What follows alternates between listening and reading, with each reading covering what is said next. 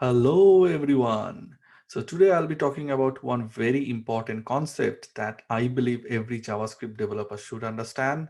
And as you can see in the screen, it's called closure. So in this video, I'll explain what is a closure and definitely some examples to understand how closure works in details.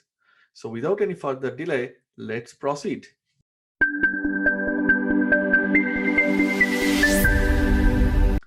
So let's start with the introduction of closure.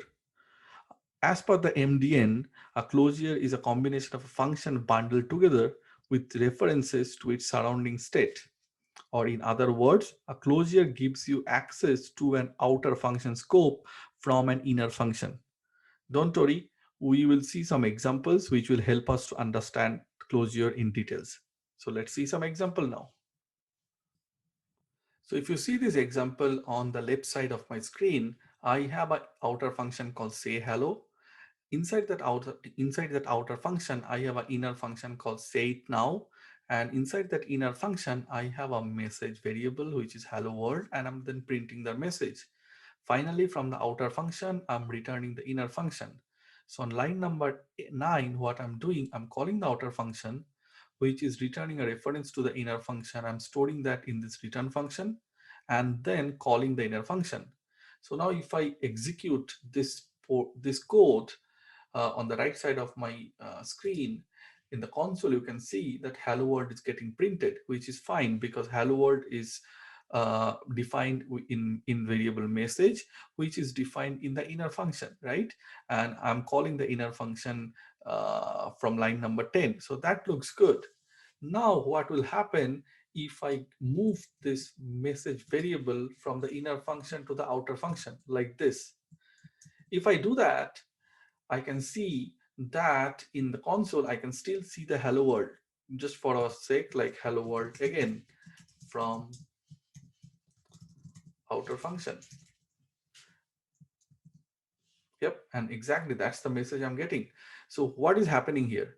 The thing that is happening here when it's the same code, what is happening when it's trying to access this message variable, it sees that message variable is not defined within this function, but but it is defined on its parent function, which is a say hello world, and this is the execution context. So what is happening in JavaScript, when JavaScript will try to access a variable, what JavaScript will do, JavaScript will try to find that variable within that function. If it is not find, if the variable is not found within the function, then what it will do, it will go to the parent one and try to find the variable which is here, and that's why it is able to find that variable. So what is happening here, same thing, we are calling the say hello, which is returning the inner function, storing the inner function on the return func, and then calling the return func, which is basically this function. By the virtue of closure, what is happening here is that even though the execution has finishes, like this inner function execution completes, right? But still JavaScript is clever enough to keep a reference of the variable which was defined in the parent context, which is the outer function. So that's the beauty of the closure. By by by the help of closure, or by virtue of closure, you can access an outer function scope, which is message here, from an inner function. So let's see one more example. Okay, let's see this example now. My outer function is increment, and here I'm defining a number variable and assigning the value of 10.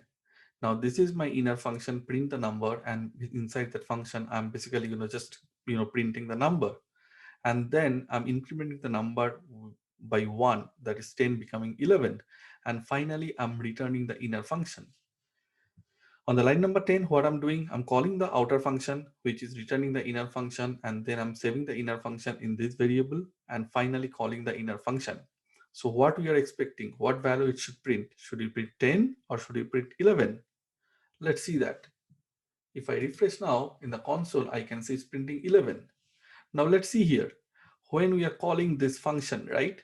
This is the place where the execution starts, right? Execution starts number, but the number is 10 here. So why it's printing 11? The reason is when we are calling this inner function, inner function executes everything. First the number, which is 10, then this inner function, and then increment the number by 1, that is why 10 becomes 11, and finally returning the inner function reference which we are storing here. Now when in this line number 11, when you are actually invoking the inner function, by that time the value of number is not 10 anymore, it's becoming 11, because at the line number 6 you have incremented the value by 1. But by virtue of closure, JavaScript will keep the updated value, which is 11. That's why in this one, you are getting 11. In the console, you are getting 11 instead of 10. So I think with this two example, it's very much clear that Clojure will allow us to access variables defined in the enclosed parent function, like example here, the increment, even when the enclosing function finishes execution. So whenever you are declaring, whenever you are defining a function, it has its own execution context, which compromises of an environment that gives life to any variable declared within that function. And this is important, and a reference to its parent environment. So when I have declared this function, it gives me an execution context which compromises of, which comprises of in which comprises of an environment that gives life to any variable which I'll declare within these two braces, right? And any variable that I have declared to its parent environment, which is this one. So a reference to a parent environment makes all the variable that is declared in the parent scope available to the inner function. This is the very high level overview of Clojure. I hope this quick video will give you a clear picture of how Clojure works in JavaScript. So if you like this video, please share and hit the like icon, and also please subscribe to my channel to get update about all my upcoming videos. Till then, thank you, goodbye.